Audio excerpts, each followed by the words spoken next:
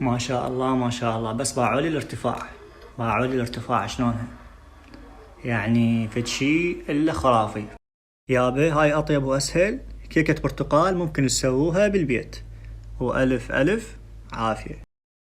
يابا هسه نجي على المكونات. تقريبا خشوكة اكل برتقال مبروش، ونحتاج 3 كوب طحين، ونحتاج ربع كوب نشا. طبعا هذا وهذا نفس القياس انا قايسه فما لكم علاقة بيه. ربع كوب نشا.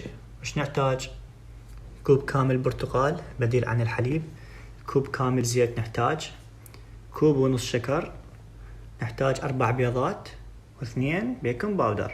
يابا واهم شي المكونات تكون بدرجة حرارة الغرفة، يعني مثلا البيض البرتقال فانتو حضروهن قبل نص ساعة على هاي الحطة، جهزوهن يلا تشتغلون بالكيكة. يابا اول شي نخلي الاربع بيضات ونشغل الخفاقة من 6 دقائق الى 8 دقائق الى ان يتغير لونه ويرتفع عندنا. بعدها نضيف الشكر بالتدريج تقريبا دقيقتين نخليه ينخفق.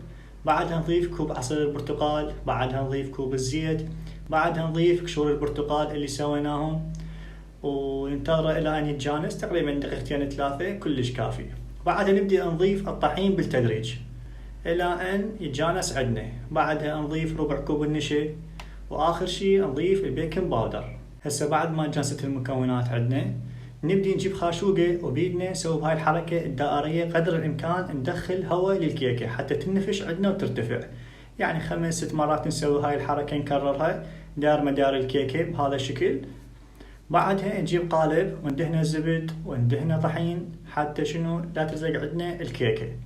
نضيف الخليط بالقالب وبعدها نبدي نحركه يمنى يسرى شوية ندقدقه حتى ما يبقى بيه اي فقاعات من الهواء.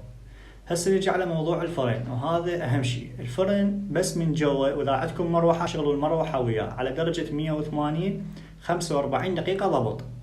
يعني بهالاثناء يعني نهائيا ما تفتحون الفرن حتى الكيكه تنزل عندكم. طبعا انتم مسبقا تحمون الفرن اقل شيء 10 دقائق قبل لا تخلون القالب بالفرن. بعد ما خلينا القالب بالفرن وانتظرنا 45 دقيقه، بعد ما خلصت ال 45 دقيقه نخليها بس من فوق 5 دقائق حتى الوجه يتحمر، ونطفي الفرن ونعوفه بالفرن تقريبا ربع ساعة 20 دقيقة على درجة حرارة الفرن نخليها، لأن من نطلعها من الفرن بهالأثناء راح تهبط عندنا، فنبقيها بالفرن على كيفها تبرد. بعدها نطلعها ورا 20 دقيقة أو نص ساعة بكيفكم، نطلعوها من الفرن وطلعوها من القالب وتخلوها يعني بخاولي أو أي شيء عندكم تغطوها إلى أن تبرد تماما عندكم. يلا تبدون تقطعوها وتستخدموها، وألف ألف عافية. يابا هسه نيجي نجربها وياكم. بسم الله. مع العجينة شلونها شوفوا،